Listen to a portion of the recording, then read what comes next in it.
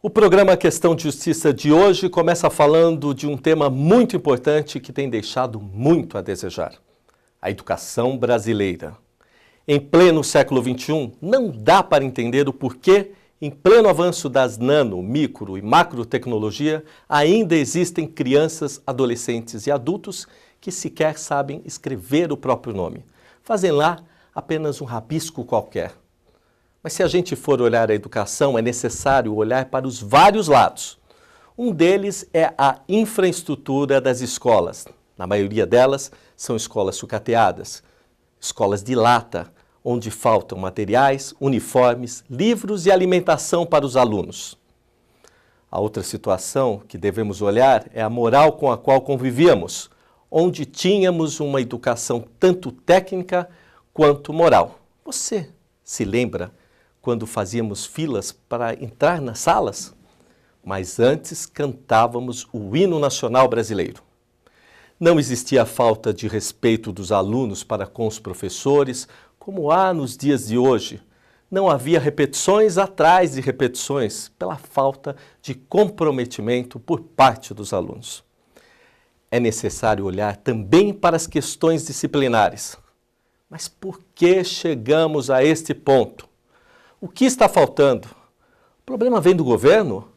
Ou a culpa é dos professores, que, por sinal, brigam por aumentos salariais, mas sequer são atendidos? O que a gente pode dizer é que estamos criando nas escolas poucos profissionais para o futuro. Sem contar também a decisão de barrar o incentivo do FIES para os alunos cursarem o ensino superior. Há um problema muito grande na educação brasileira, mas aqui, nos estúdios da TV Aberta de São Paulo, o jurista Kiyoshi Arada, que é membro da Academia Paulista de Letras, vai elucidar. O percurso deles é em torno de 20, 30 quilômetros. Muitos acordam 2, 3 horas da manhã para pegar um caminhão, para que esse caminhão leve até a rodovia, para da rodovia vir de um transporte fornecido pela prefeitura do município, um ônibus escolar. A rua é assim, desse jeito. Os meninos, a gente atravessa eles no braço e não quer ver eles molhados. Caderno, eles não dão. A água não é ideal para ser tomada e principalmente dar ela para as crianças, né? Isso aí tem um germe total. Eu trabalho aqui, mas dela eu também não bebo. Tem aluno que até cai da carteira, principalmente os menores da educação infantil. Quando temos a necessidade de irmos para o banheiro, nós vamos para o mato. Os alunos? Os alunos, todos nós, inclusive a professora, os alunos e a professora. O que você está vendo são escolas em que falta tudo. Escolas que nem de longe lembram uma escola. O que não falta é a força de vontade de alunos, professores e pais que sofrem com as péssimas condições de ensino. Sofrem e ficam indignados. Isso é a realidade de escolas públicas em Alagoas, Pernambuco e Maranhão. Na mais recente pesquisa brasileira do PISA, o Programa Internacional de Avaliação de Estudantes, esses estados estão entre os que tiveram as notas médias mais baixas. Os repórteres do Fantástico passaram 2 meses registrando as condições de escolas nesses estados.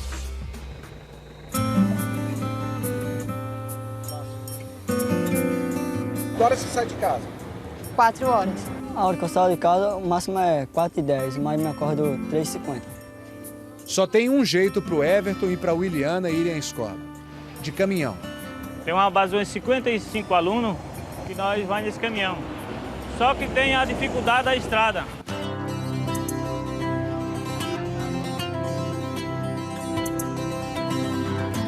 É uma estrada de terra. Depois dessa viagem é que eles pegam o ônibus escolar da prefeitura. Quem não tem caminhão vai de charrete. Seu Francisco diz que a filha, a Rosileide, se queixa quando a escola não pode funcionar. E hoje não tem, pai. Eu disse que amanhã não tem. Já o André e o primo dele, o Eduardo, são vaqueiros de manhã. de tarde, caminham 35 minutos até a escola. Aqui falta quase tudo. Não falta carinho. Vocês são guardados do lado esquerdo do meu coração. Então, seja bem-vindo mais este ano que nós temos aqui para trabalhar, para melhorar, para ver nossos acertos, não é mesmo? Como é que a senhora hoje chegou para dar aula? Qual foi a situação que a senhora encontrou na sala de aula? Bom, a escola toda estava alagada. Não é goteira, é chuva mesmo. Ela faz todas as cadeiras, bota todo mundo para um canto, coloca baldes aqui. A água desce daquela metade daquela parede, isso aqui todinho pela parede, desce tudo. Inclusive, eu já perdi trabalhos, que a gente realiza os trabalhos com os alunos, coloca nas paredes de exposição, mas aí desce tudo, molha tudo. Você pode pensar que é uma cidade muito longe dos grandes centros. Não é. Jaboatão dos Guararapes fica a cerca de 6 quilômetros do metro quadrado mais caro do Recife, a Praia de Boa Viagem. Fim das aulas. Hora de voltar para casa. Lama. Viagem longa e perigosa em mais um dia do ano letivo. Algumas das escolas mostradas na reportagem oferecem aos alunos menos do que o mínimo do mínimo. Uma escola com infraestrutura elementar tem que ter água, banheiro, esgoto, energia elétrica e cozinha. Quase metade das escolas brasileiras é assim. São 87 mil, ou 44,5% do total de escolas no país, segundo um estudo feito por pesquisadores da Universidade de Brasília e da Universidade Federal de Santa Catarina. A escola com a infraestrutura adequada tem sala dos professores, biblioteca, laboratório de informática, quadra esportiva e parque infantil. Conta também com acesso à internet e máquina de cópias. E a escola com infraestrutura avançada tem tudo isso e ainda laboratório de ciências e instalações para estudantes com necessidades especiais. Das 195 mil escolas brasileiras, pouco mais de 1.000 são avançadas. Isso representa 0,6% do total. Diante disso tudo, o que leva todos esses brasileiros, alunos, professores e pais, a seguir em frente? Eu queria que ela fosse grande, que tivesse vários professores, apesar que eu gosto de todos os meus professores, eles me ensinam muito bem. Vocês, apesar de nesses lugares mais longínquos possível, vocês são o futuro dessa nação, construindo a sua própria história, ajudando a erguer mais esse país que é tão grande.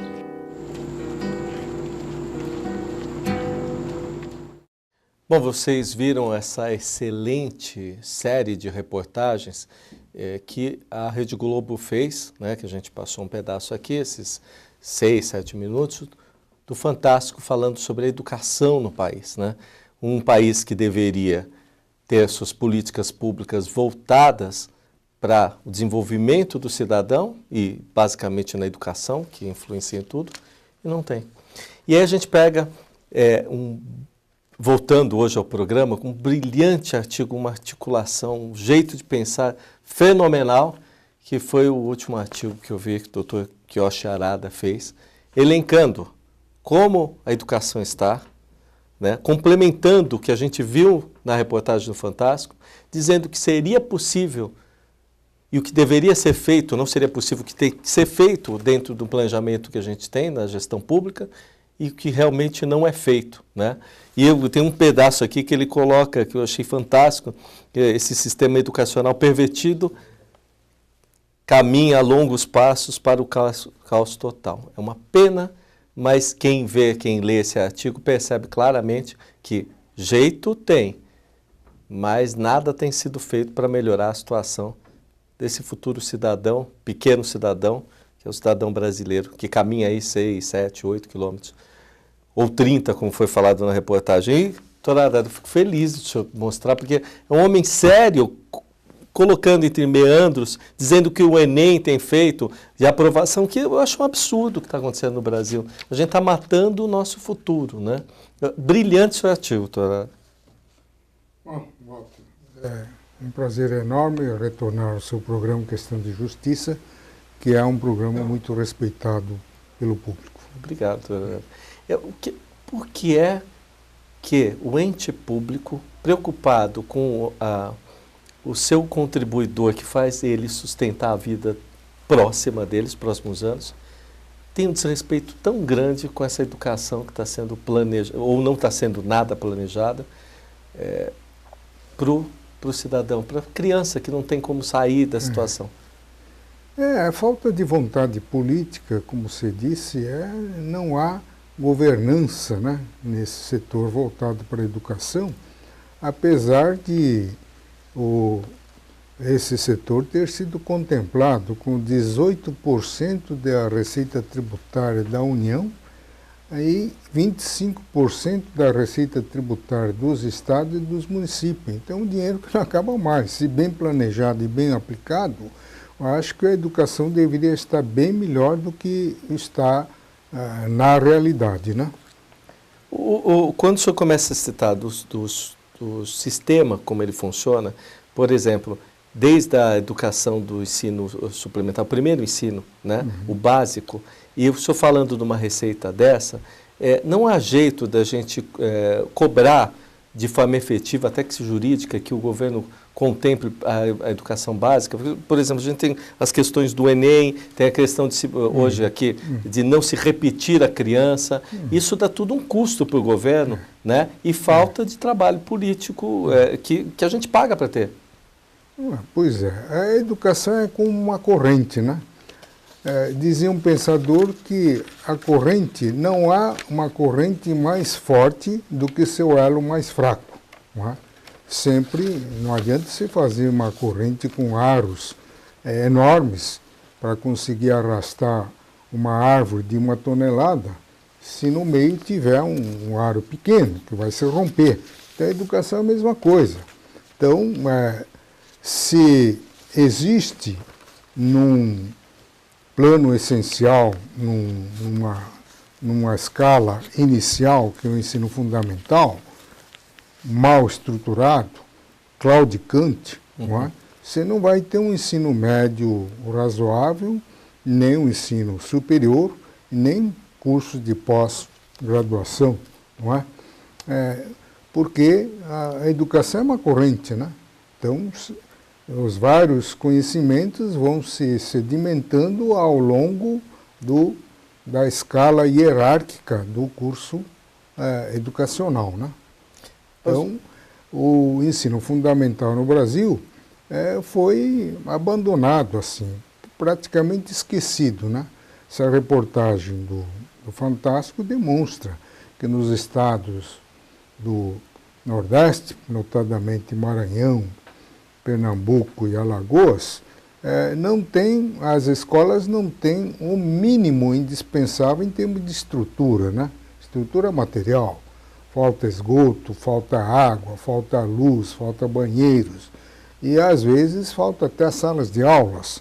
Professores improvisam galpões quando encontram. E quando nem galpão não encontram, eles dão aula ao relento, à sombra de uma mangabeira ou debaixo de uma copa d'árvore, né? Então, além da falta de logística, né, os alunos não conseguem acesso a essa escola que já é deficitária sob todos os pontos de vista, né? Tem que andar quilômetros e quilômetros e ainda completar o percurso em cima de um caminhão, não é? Como se fossem boias frias, né? Agora, nas regiões sul, sudeste, existem escolas melhores do ponto de vista material, são mais estruturadas. Eu me lembro que na gestão da atual senadora Marta Suplicy, quando ela governou a cidade de São Paulo, ela fez uma réplica daquilo que o Brizola tinha feito no Rio de Janeiro, construindo escolas de qualidade, chamado CEL, né? CEL. Centro Educacional Unificado, Isso. Uma coisa assim, né? Que é uma escola com uma estrutura além do razoável, né? Contando com salas confortáveis, material escolar suficiente, bibliotecas, áreas de lazer, piscina, né? Agora não sei se tinha sauna também, entendeu? Mas Não adianta fazer 500, 200, 300 escolas dessa natureza se o restante das escolas são de lata, né? Mesmo aqui na grande metrópole, como São Paulo, né? Se você atentar para a escola de periferia, por exemplo, naquela banda lá de Estrada de Boi-Mirim, você vai ver escolas que o temporal destelhou, danificou as janelas e ficaram por isso mesmo, porque não há recurso orçamentário para fazer a reconstrução, fazer os reparos, né? Existem escolas lá que faltam cadeiras, né? Carteiras. Então os professores improvisam caixotes de tomate para que os alunos possam sentar. Então é um contraste muito grande, o que revela a absoluta falta de planejamento, falta de governança, né? Os recursos existentes na educação devem ser otimizados, né? E não pode haver essa discrepância, né? Um céu de um lado e o inferno de outro lado, né? Então, eu aprendi com o senhor essa questão da governança. Não sei em que lugar da Constituição fala que o cidadão tem que ter educação, transporte, saúde pública. Isso permeia em determinado, vamos dizer assim, circunferência de onde ele mora. Comentava o senhor aqui, um pouquinho antes da gente entrar, que o que é os recursos para a pasta da saúde no país estão na faixa, acho que 18%, o senhor falou isso? 18% da receita da União e 25% da receita dos estados e municípios. São receitas vinculadas constitucionalmente, de aplicação obrigatória. E com todos esses recursos, qual é o problema? Numa situação que nem essa que nós estamos vendo agora, que o senhor citou, estamos falando de União. Eu queria que o senhor desse uma destrinchada para mim. A União não tem noção que lá em cima os recursos não estão chegando de forma equânime para que isso funcione? Pois é, a União, fundamentalmente a União fica com o ensino superior e o ensino médio fica a cargo dos estados e o ensino fundamental fica a cargo dos municípios, né? Isso em termos de ensino oficial. Em termos particulares, você tem, em todos os níveis de ensino, existe um ensino pago, né? Mas a Constituição diz que o ensino fundamental é gratuito, né? E é obrigatório, né? Isso não está existindo essa obrigatoriedade em termos efetivos, né? Por falta de recursos, né? Agora, e outra coisa, a educação não pode ser encarada simplesmente como um ensino, né? Porque a educação, para ser completa, né, tem que envolver cultura, tem que envolver saúde, né, tem que envolver esportes, né? Antigamente, a própria sigla do Ministério já representava essa concentração, essa unificação, né? Ministério da Educação, Cultura, Saúde e Esportes. Depois hoje temos 39 ministérios, isso foi sendo apartado, né? Saiu o esporte, criou o Ministério do Esporte, Saúde, e no fim, apesar da sigla MEC, né? Ministério da Educação e Cultura, a cultura já dissociou-se, né? Já constituiu-se num outro ministério, né? São 39 ministérios que não se interagem. E quando interagem de uma forma indevida, né?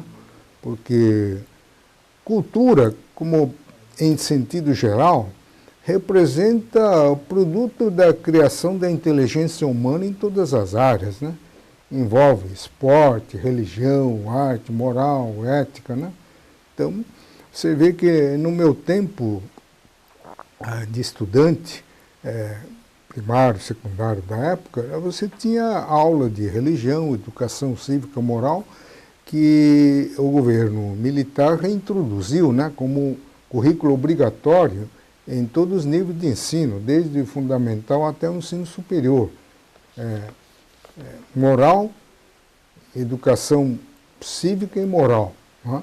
Hoje, por força de uma lei de 83, esse currículo está integrado à área de sociologia e ficou a critério de cada instituição de ensino ministrar essas aulas da maneira que quiser. Então, praticamente deixou de ser um currículo obrigatório. Mas é o que está faltando, né? Como eu dizia, eles interagem quando não devem. Por exemplo, você estabelecer cotas raciais na universidade, ou cotas para acesso para estudantes de baixa renda. Isso é confundir a educação com assistência social. A educação tem que ficar a cargo do Ministério da Educação para dar educação integral, né? Envolvendo cultura, saúde, esporte e ensino. Né? Agora, esse negócio de proteger a minoria racial ou pessoas hipossuficientes, isso tem que ficar a critério de outro ministério, o Ministério da Assistência Social, Previdência e Assistência Social. E não confundir com educação. A educação você tem que privilegiar aquele cidadão, aquela criança, aquele jovem apto a produzir resultados no futuro. Não adianta você investir recursos que já são minguados, né? Minguados na realidade, porque juridicamente a Constituição propicia mecanismos de obtenção de recursos até de uma forma excessiva, mas na prática esses recursos arrecadados desaparecem no meio do caminho, né? Então não são integralmente aplicados na consecução da finalidade. Mas então precisa haver direcionamento desse recurso a favor daqueles que realmente têm um potencial para conquistar o saber, né, na área que ele optou, em várias áreas, né, engenharia, medicina, direito e assim por diante. E não ficar financiando pessoas que sabidamente não têm potencial de desenvolvimento. Como, por exemplo, esse FIES, que é um programa que inventaram sem grandes reflexões, sem planejamento, não é? Então resolveu financiar, e nós estamos gastando aí 20 bilhões por mês em financiamento, praticamente é fundo perdido de estudantes universitários que não têm recurso. E como não foi planejado, o dinheiro estava acabando, o Ministério inventou aí uma brincadeira aí de soltar o vírus no computador, ninguém conseguia acessar o programa. E até que um ou outro conseguiram furar o esquema, contratou um especialista, conseguiu acessar. Agora você vai para a faculdade tem que conferir os dados e não conseguir acessar. Então agora, publicamente, o Ministério confessa que os recursos estão minguados. E para diminuir o contingente de beneficiários dessa bolsa, fixou um limite mínimo, uns requisitos mínimos para ter acesso a esse financiamento. Teria que ter 450 pontos no mínimo e na nota de redação teria que tirar uma nota diferente de 0. Isso quer dizer que, até então, os que tiraram 0 na nota de redação, que não sabe escrever e não sabe ler, ou se sabe ler, não sabe entender o que leram, esses eram também financiados pelo governo. Não é? Agora, estabelecer um requisito para quem tirar nota diferente de 0, para mim, isso não vai mudar nada, porque se tirar 0,1 já é diferente de 0. Então você pode ser contemplado com essa bolsa. Né? Você acha que está certo um sistema desse? Não é? Você tem que ajudar.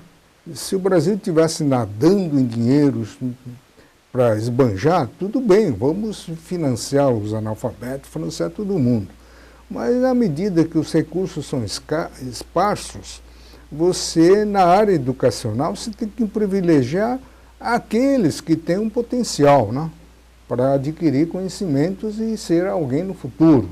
Agora, a inclusão social não há de ser feita através do Ministério da Educação, há de ser feito através de ministério voltado para a área social, especificamente Previdência e Assistência Social.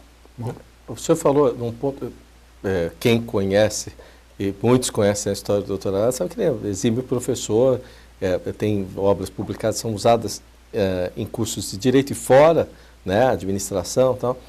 E eu queria pontuar algumas coisas, que eu acho, fora essa questão da nota do Enem, que eu já vou tocar nessa situação, alguns sistemas da educação parece que privilegiam que o sujeito não chegue. Por exemplo, a progressão continuada, que é a base da escola. O senhor está de acordo com isso? O sujeito não passa, não tem educação moral e cívica, ele vai passar, simplesmente. É um incentivo ou termina sendo um despreparo dessa criança? Acho que a preocupação do governo não é com a qualidade do ensino, com a formação de um cidadão apto a produzir melhor e em maior quantidade, graças ao conhecimento técnico especializado ou genérico que ele adquiriu durante o seu estágio nos diferentes graus de ensino.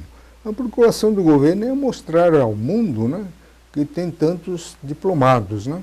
Então, daí, essa programação, você não pode repetir, tem que passar, quer dizer, passar por decreto, né? É verdade. Então, você matriculou num ano, no outro ano, você já tem que estar no segundo ano, né? E assim vai indo. Então, é assim no primeiro ensino fundamental, os professores bons foram espantados, a carreira está totalmente depauperada, você não serve para citar como exemplos a carreira de professores aqui de São Paulo, que são os privilegiados, são os que ganham mais e, portanto, eles são mais esclarecidos e, por isso mesmo, estão sempre fazendo greve, né? Entendeu? Verdade. Você já viu algum professor lá do Maranhão, da Rondônia, fazer greve? Eu nunca vi. Porque eles não têm um grau de esclarecimento suficiente para sequer exercer o direito de cidadania, né? Então, se lhe pagam lá R$70 por mês para dar uma aula no ensino de primeiro grau, eles vão lá e dão ensino e ficam contentes, né? Não é o que acontece em São Paulo. Hoje mesmo está havendo greve dos professores aqui de São Paulo, que, repito, são aqueles que são mais bem remunerados e, portanto, mais bem esclarecidos. A gente percebe nessa linha do Fantástico que o esforço, o senhor mesmo comentou quando a gente estava tomando um café ali antes do programa, o senhor comentou que, por exemplo, o senhor no interior, nos tempos de pequeno, né, andava porque a escola era pública e longe. Olha, veja bem, quando a pessoa quer chegar a ter um futuro. E eu vejo aquelas crianças pequenas, todas andando 8, 9 quilômetros. Por que a educação, ela tem o mesmo problema? Eu sei que a gente vai falar de corrupção, tudo, mas do SUS no país, né? O Sistema Único de Saúde também não distribui de forma igual esse enlace. Como é que o senhor vê, depois de tanto esforço que o senhor fez, que sei que o senhor veio de uma família de imigrantes, numa terra longe, esforçada, que é o Japão, vê esse descaso com esse pequenininho aí que anda esses 8, 9 quilômetros ali. Não falando nem dos professores, mas dessa criança que se esforça todo dia. Precisaria haver um plano global de educação no Brasil de natureza nacional, né? Abrangendo o país de norte a sul, leste a oeste, né? Não adianta enfocar grandes metrópoles como São Paulo, Curitiba, Belo Horizonte, Porto Alegre, né? Rio de Janeiro. Eles têm que ir lá para as regiões norte e nordeste e fazer um plano para que propicie uma educação razoável, se não de primeira linha, né? Para todos, né? Isso requer uma série de interação entre vários ministérios, né? Não adianta você fazer uma escola bem estruturada numa determinada região distante, lá no Norte e Nordeste, se o pessoal não tem acesso, não há logística, não tem acesso àquela escola. Como diz o programa do Fantástico, tem que andar 30 quilômetros. Absurdo. Não é? Então tem que haver uma interação com o Ministério de Transporte para viabilizar o transporte público, né? Eu dizia para você que no meu tempo de primária eu andava 4 quilômetros, mas eu tinha colegas que moravam mais longe, andavam 12 quilômetros para ir até a escola primária, que na época era de tábua, né? Quando chovia, às vezes entrava água, etc. Né? E hoje eu estou vendo, voltando à minha terra e vendo aquela antiga escola, hoje eu vejo que está tudo asfaltado e a prefeitura local disponibiliza ônibus gratuitamente para transportar. No meu tempo, não tinha ônibus, tinha aquilo que chamava de jardinheira, não é? Que era aberto, se ia pendurado aí, que nem lata de sardinha, mas os meus pais não tinham condições de arcar com a passagem dessa jardinheira, porque era um transporte particular. Não é? A prefeitura nem o Estado disponibilizava transporte público para os estudantes. O senhor tocou num ponto interessante, quando fala que educação, município é a básica, depois o Estado seria a suplementar, né? E algumas para a faculdade, né? Que ainda não consigo entender a situação da USP, por exemplo. Lá em São Francisco eu até entendo, né? Da USP, a USP mesmo, aqui que fica na Zona Sul, o senhor acha que integrando as receitas orçamentárias em uma só escola, porque tem professor que reclama assim, do ensino básico ou do ensino médio, quem está entre o Estado e a Prefeitura. A Prefeitura ganha mais que o Estado. O Estado ganha, eu escuto muito em São Paulo isso, né? E vejo que algumas prefeituras, municípios próximos aqui à capital de São Paulo, também um salário do professor ali é um salário médio bem razoável. É melhor integrar essa prefeitura e que faça um sistema só para esse pagamento dentro da gestão pública? Você disse que a prefeitura ganha mais que o Estado. Eu acho que tem uma certa explicação, porque a União tem um fundo educacional, acho que é Fundep, que repassa recursos federais para os municípios, mas por intermédio do Estado. O Estado é mero intermediador, só que nessa intermediação um pouquinho se perde, né? Desaparece um pouco. E outro tanto acaba desaparecendo na própria prefeitura.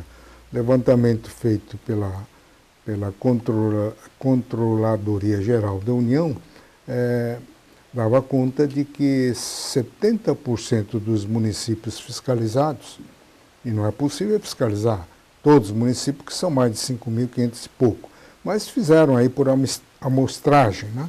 70% dos municípios fiscalizados, mais de 50% desviaram esses recursos do fundo educacional. Quer dizer, fizeram outra coisa, né? Agora, se fizeram outra coisa, mas para fins públicos, mal menor. O pior se fizeram outra coisa para assuntos particulares, né? Bom, você está aqui no Questão de Justiça, hoje falando sobre o tema educação. Se você dar uma olhada no artigo do Dr. Arada, está lá no nosso site, né? E, se não me engano, vai estar no consultor jurídico também. Falar sobre educação é falar sobre o futuro das nossas crianças. Ou, o que acontece no Brasil, falar que nossas crianças talvez não tenham futuro. A gente vai para um rápido intervalo, depois eu volto aqui com o Dr. Arada. Vocês vão ver o trabalho da Casa Hope.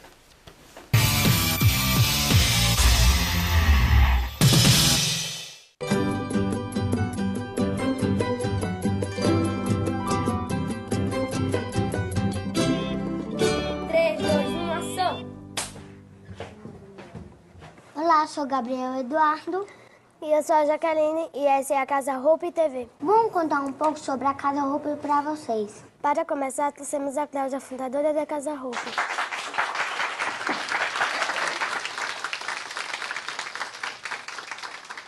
Me conta, Cláudia, como tudo começou? Então, a Hope ela começou em 1996 com o objetivo principal de dar um apoio integral às crianças e adolescentes com câncer e seus familiares e transplantados de medula óssea, rim e fígado. 1996, eu não tinha nem nascido. Viu como faz tempo? Me conta, como as crianças conseguiram chegar aqui? Então, as crianças, elas chegam aqui através das assistentes sociais dos hospitais que fazem contato conosco e procuram a vaga. Eles acabam procurando a cidade de São Paulo, porque São Paulo é um centro especializado nesses tipos de doença. As crianças conseguirem chegar até aqui, elas já são vitoriosas. Muito obrigado, Cláudio. Obrigada. Agora vamos ver uma matéria que o Caio fez contando como funciona a Casa Hope por dentro. Roda VT. Essa é a entrada da Casa Hope. É aqui que as crianças chegam. Tem até van para buscá-las do hospital. Chega aí. Tomada 4/7. Ação! Você está vindo de onde? Vindo do hospital. O que você vai fazer agora? Vou colocar neném para dormir. Bons sonhos. Obrigada. Na casa tem 48 quartos. Cabem 2 famílias em cada um. E tudo funciona 24 horas por dia, inclusive a monitoria. Tem 2 refeitórios. Um deles só para os transplantados de medula óssea. Pena que não dá para você sentir o cheirinho daí. Bom, eu vou continuar comendo. A Emily vai mostrar o que tem mais na Casa Hope. Depois da moça, a turma vem pra sua TV. Ai, que delícia. E os pais também têm que fazer. A Casa Hope tem curso de gastronomia, informática e muitos outros. Tem até um centro estético. Olha que chique. Agora dá licença que eu vou fazer minhas unhas. Ô, Vitória, tem que filmar a maquiagem. Tá bom, Vitória? A Emily tá se achando fazendo as unhas. Tá se achando mesmo, mas você viu que a Casa Hope se preocupa até com os pais e com a educação das crianças também. Na Casa Hope tem até escola. A gente aprende tudo aqui. E as professoras são muito legais. Tem um brinquedoteca também. A gente tem que se divertir também, né? Agora vamos ao vivo na aula TMO, onde Marcos está com a nossa monitora. Marcos, nós estamos ao vivo. Bom, Marcos, tu tá me ouvindo? A gente tem algum probleminha técnico. Tá tudo resolvido? É com você, Marcos. Estou ao vivo aqui da ala TMO com a monitora Cida. Cida, o que significa TMO? TMO é transplante de medula óssea. Nós oferecemos a esses pacientes que chegam aqui debilitados condições especiais. Após o transplante, esses pacientes estão bem fragilizados e necessitam muito mais de cuidados como a higienização e outras coisas. E vocês atendem adultos também? Sim, nós atendemos transplantados de todas as idades. Muito obrigado, Cida. Marcos Vinícius, da TMO para os estúdios. Esporte. Nesse fim de semana, tivemos mais um clássico na quadra da Casa Hope. O jogo estava muito disputado. Terminou o primeiro tempo em 2-1 para o time azul. Mas no segundo tempo, o time laranja virou o jogo, terminando a partida em 3-2. E agora estamos aqui com o Elielson. O que você achou do jogo, Elielson? Bom, a gente começou perdendo, mas no segundo tempo eu marquei 2 gols. E estamos indo pra frente. Tomara que a gente ganhe em outros jogos. E viva o time laranja. Samela Pereira, direto para a Casa Hope TV. Podemos? Obrigada, Samela. Foi jogaço mesmo. Agora vamos falar com a Isilda, que cuida dos hóspedes da Casa Hope. Roda, Vetor! Quando os pais recebem um diagnóstico de uma doença grave, como um câncer ou a necessidade de fazer um transplante, realmente eles perdem o chão. E aí entramos nós, a Casa Hope, tentando auxiliá-los a tornar este momento tão difícil na vida deles menos difícil. Nós temos um trabalho das nossas assistentes sociais, das nossas psicólogas e das nossas terapeutas ocupacionais, para que eles lidem melhor com este momento tão traumático na vida deles. Não é cuidar da doença, e sim cuidar das pessoas que estão passando por um momento de doença. Gabriel veio para Casa Hope, ele era tampinha, tinha um ano e 7 meses, 1 ano e 8 meses, a primeira vez que viemos para Hope. Mãe, oncopediatria, o que é isso? Ela falou, minha filha, é o lugar onde ficam as crianças com câncer. Perdi o chão. Parece que nada mais tinha sentido. O hospital em si, ele cuida do paciente. E a Casa Hope, ela cuida do paciente e do acompanhante. Nem passava pela minha cabeça de ser acolhida, na verdade. Tive a experiência de ouvir, não tem mais jeito. E hoje eu posso dizer para vocês que tem jeito sim. A gente tem que estar preparada para tudo que vir, porque a gente sabe tanto que é difícil. A luta não é fácil. A gente não sabe o dia, nem a hora que isso vai acabar. Viver o dia de hoje, porque o dia de amanhã só a Deus pertence. Eu tenho isso. Eles foram um dos principais aliados para o Gabriel estar aqui hoje. Porque sem a Casa Hope eu não teria condição nenhuma de dar o tratamento para o Gabriel. São muitas pessoas que precisam, né? Tem muita gente, muita gente. Eu, graças a Deus, consegui o tratamento. Quantos não conseguiram? E nem sabem que o próprio filho tem essa doença. Eu só quero agradecer muito, muito obrigado e dizer que o amor move as pessoas. Eu acredito que a Casa Hope veio de um gesto de amor. Bom, terminamos mais uma edição da Casa Hope TV. Tchau! Tchau, até a próxima. Beijão, gente.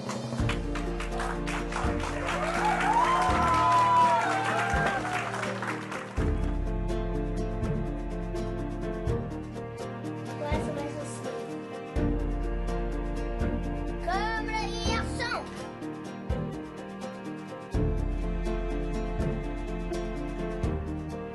Pra tirar a camisa?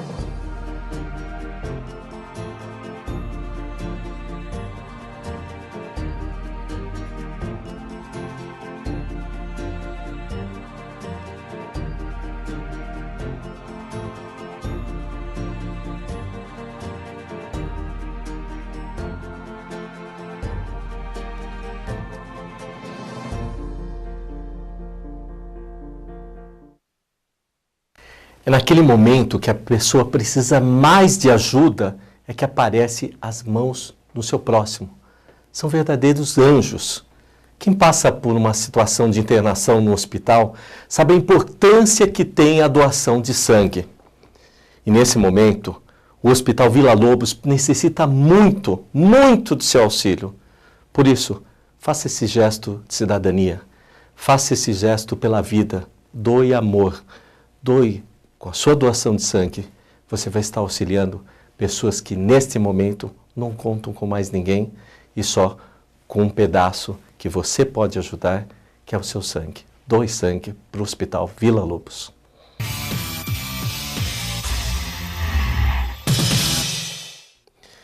Eu falo que a vida me deu a grata satisfação de ir para com 18 anos, ir para um local, porque meu pai apresentou, que foi o Instituto dos Advogados de São Paulo, e ali eu conheci o Dr. Arada. E toda vez, o Dr. Arada, entre outros grandes homens, né? Mas o Dr. Arada especial me acompanha há 20 anos.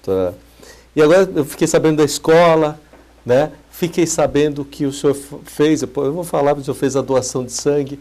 Dr. Arada, deixa eu só reforçar, vou fugir um pouco do tempo, que cidadania é uma coisa que está no seu DNA tremendamente, né? O senhor fazia doação de sangue todo mês. Todo mês até os 65 anos de idade, que é uma recomendação médica. Depois disso, não convém fazer, né? Mas olha que fantástico, o senhor de novo me dando uma lição, porque assim, passou o comercial e a gente falou aqui que há necessidade, esse hospital está necessitando muito de doação de sangue. O comercial tem sido colocado, tal, não depreciando e desmerecendo ninguém, mas a quantidade de doação não está chegando ao que a gente precisa.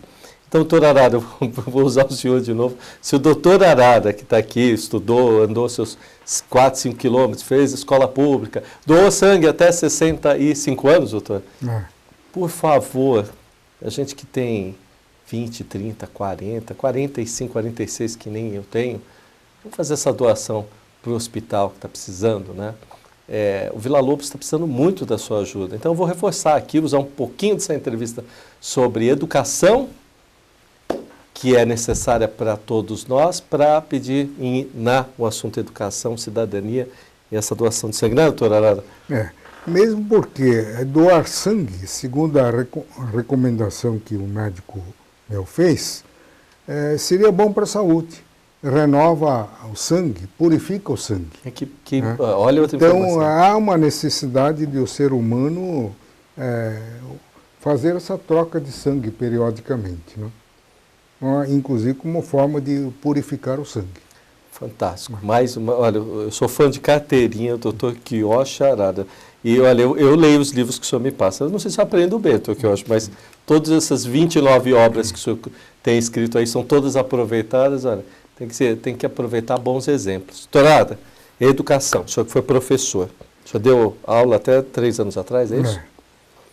Bom, tem aqui alguns pontos da progressão continuada. Eu, particularmente, eu sou contra, tirou o poder do professor do julgar. Aí depois a gente tem uma outra situação aqui, o Enem. Eu vou dar uns dados aqui para vocês verem. Tá? Na reportagem do Fantástico não tinha, mas tem no artigo do Dr. Arara. E tem um pedaço que o senhor coloca assim, as modificações introduzidas no Enem em 2009 permite que um adolescente de 15 anos se matricule na faculdade sem ter concluído o ensino médio, pois o exame passou a valer como certificação de ensino médio. Eu vou parar aqui nesse pedacinho. A gente fala em redução da maioridade penal, mas com 15 anos, eu sei que se o sujeito for prodígio, ele pode ir para a próxima etapa, mas aqui não está indo para a próxima etapa, até porque tem um outro dado que diz o seguinte, né?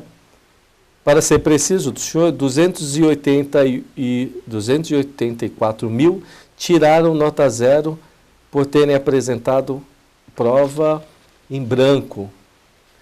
Bom, o senhor comentou que se for 0,1, já tem direito ao FIES. E agora se tira 0, e 0 não, né? 001, também pode ir pelo Enem completar o ensino médio? O que eu acho? Bom, quem passar no exame de Enem, como pela resolução do MEC, ele tem uma validade idêntica a uma certidão, certificado de conclusão do ensino médio. Então, ele pode se matricular no ensino superior.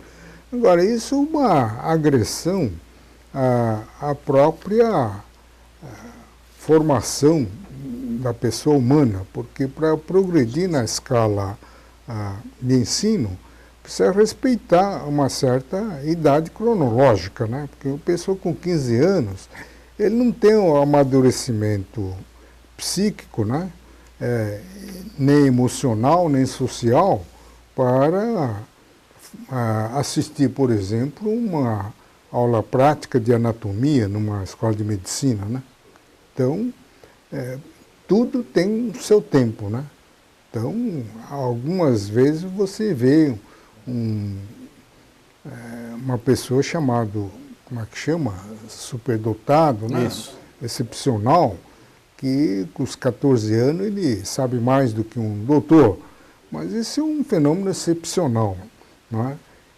Em termos de normalidade, eu acho que uma pessoa com 15 anos não está psicologicamente, socialmente, emocionalmente preparado para apreender, não é, os ensinamentos de um curso superior.